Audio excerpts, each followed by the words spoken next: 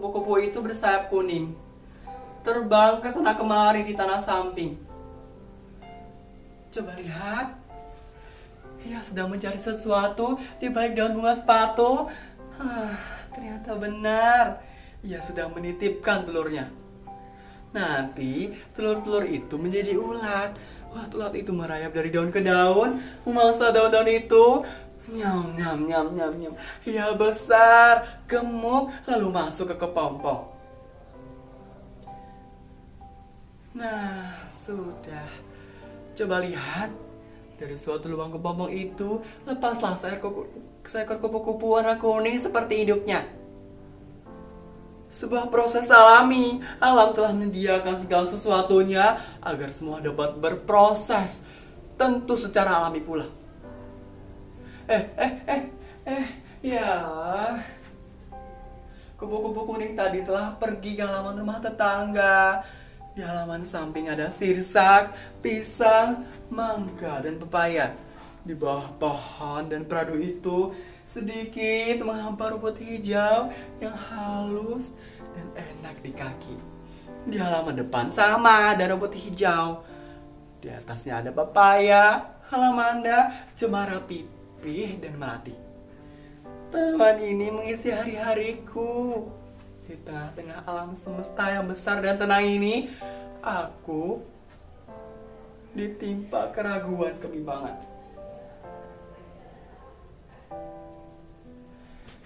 Hesti, aku sudah mempertaruhkan hidupku, tapi jalan hidup ternyata lain.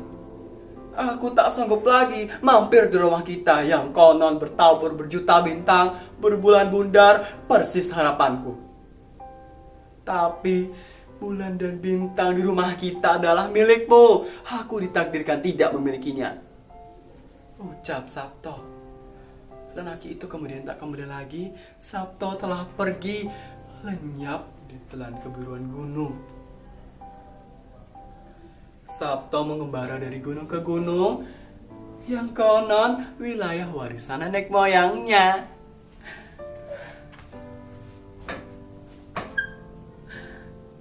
Ya Sabto, jika itu jalan hidupmu, pilihanmu, setialah pada janjimu, pada dirimu. Aku tak kuasa. Hidup kita memang berbeda. Memang kuserahkan diriku padamu, tapi tampaknya tak bisa penuh. Kupasrahkan diriku hanya separuh, dan kau menerimanya juga dengan separuh dirimu.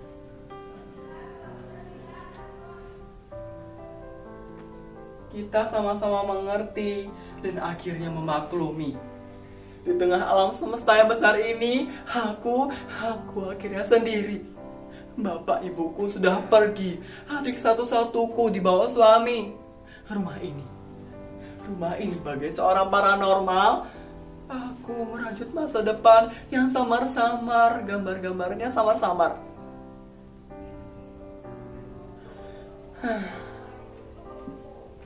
Aku sangka air mata menetes.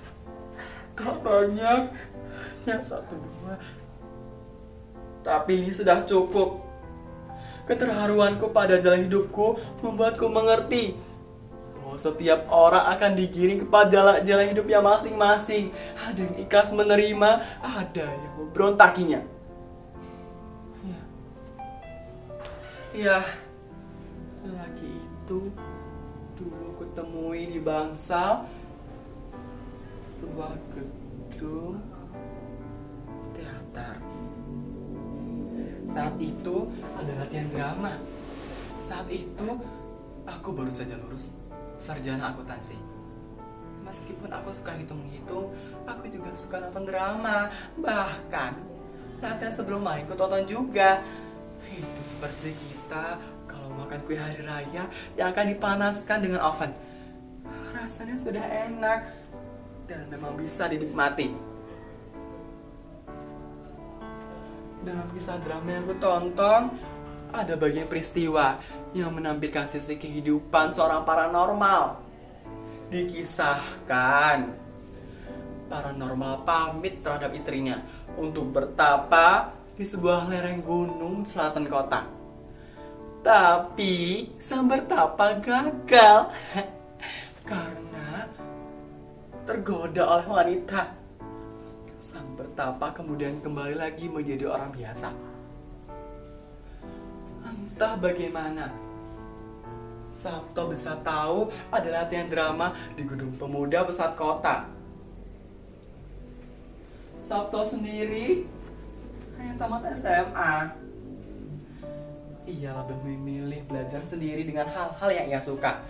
Ia sangat antusias dengan astronomi, astrologi, serta ekonomi makro. Selain itu, ia menggandrungi puisi dan pijat refleksi. Iya, mungkin background itulah mendorongnya datang ke Gedung Pemuda. Waktu itu entah bagaimana, aku dan Sabto terlibat dalam diskusi perihal paranormal yang tergoda tadi. Setelah diskusi itulah perkenalan berlanjut. Sabto ternyata sangat menyayangi tubuhnya. Setelah pernikahan, ia sangat pelit bercumbu. Alasannya, tubuh adalah kuil Tuhan, rumah ruh berdomisili. Dan jika ruh menepati tubuh, itu merupakan perjuangan yang sangat sulit, sungguh sulit. Sang ruh harus bernego dulu dengan para malaikat pengurus kelahiran, karena begitu banyak ruh yang ingin atau harus lahir di bumi. Maka negosiasi sungguh alot. Dihitung dulu talenta, kemungkinan prestasi, fleksibilitas dengan cuaca tubuh yang akan dilahirkan, atau kemungkinan yang akan muncul dengan keluarga inti, keluarga besar, suku dan masyarakat. Melihat kesulitan negosiasi dan kecermatan seleksi dari dunia sana, Sabto sangat bersyukur dapat lahir di bumi. Karena itu, sekali lagi, Sabto sangat menghormati tubuh. Tubuh tak boleh semena-mena dikorbankan demi sensasi bercumbu yang tak kunjung habis. Hah? Harwono? Ya dialah Harwono. Lelaki itu adalah suami keduaku. Aku bertemu dengannya lagi-lagi ketika ada acara latihan drama. Pagi waktu itu, pagi nan dingin, di pinggir kota ada sebuah kelompok teater sedang berlatih pernapasan. Aku diajak seorang teman, aku ikut, namun sekedar menonton. Sambil baca-baca koran pagi, ku dengar mereka teriak-teriak. Mereka disadarkan oleh Harwono. Baik itu udara masuk atau keluar, yang bergerak hanyalah Tuhan. Dengan sugesti itu, mereka tidak hanya diingatkan oleh pentingnya udara, namun juga oleh pentingnya Tuhan. Harwono adalah suami yang sangat nafsu bercumbu yang kuat. Mungkin dampak dari latihan pernapasan digabung dengan dari bawaan dari sononya. Tak seperti Sabto yang kikir bercumbu. Harwono boros, sehingga aku dibuatnya kewalahan.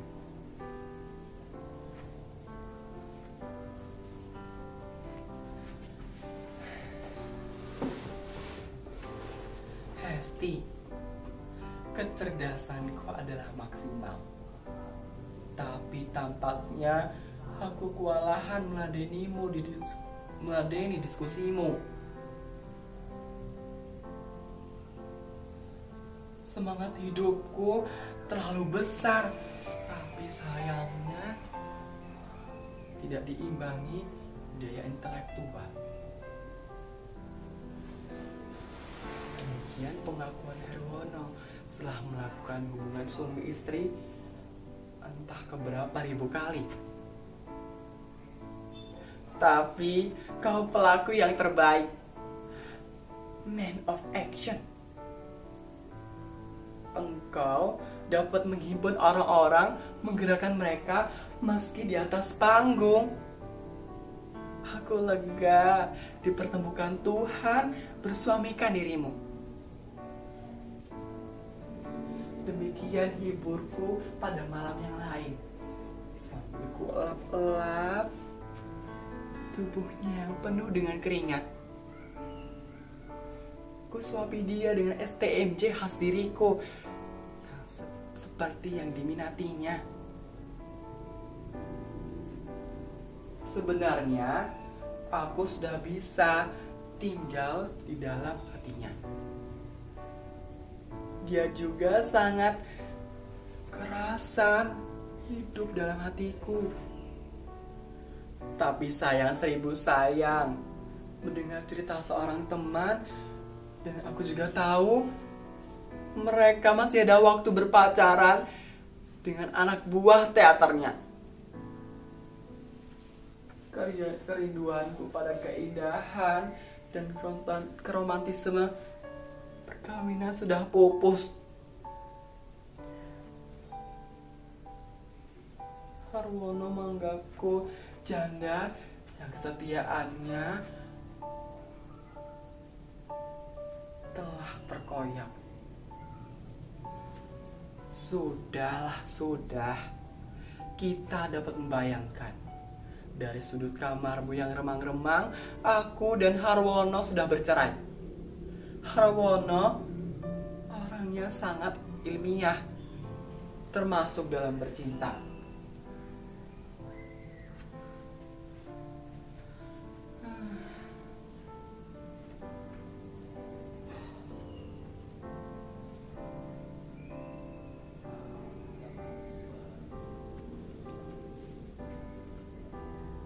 Tapi tak apalah, Pantere.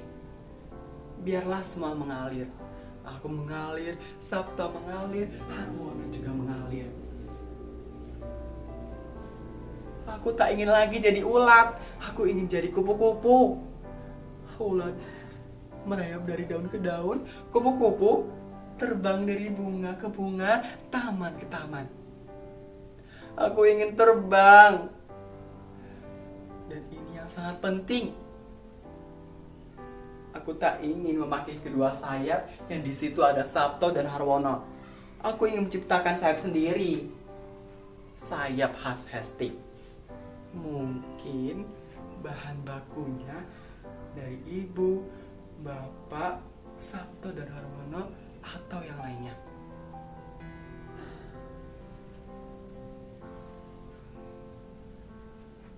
Kulihat diriku menekuni diriku. Kesepianku kini. Aku menekuni diriku yang sibuk merajut sayap. Tak apa, mungkin angkasa masih menyediakanku ruang. Diriku belum sama sekali hampa. Lingkunganku masih tertawa dan terbuka. Kotaku masih tetap angkuh. Toh masih menyapa. Kulihat diriku menekuni diriku. Di sela-sela daun berembun,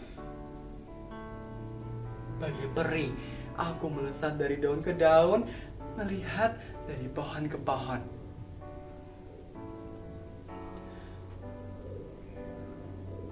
Sedang di atas angkasa, membuka mulutnya yang tak bertepi, dan banjir sinar matahari.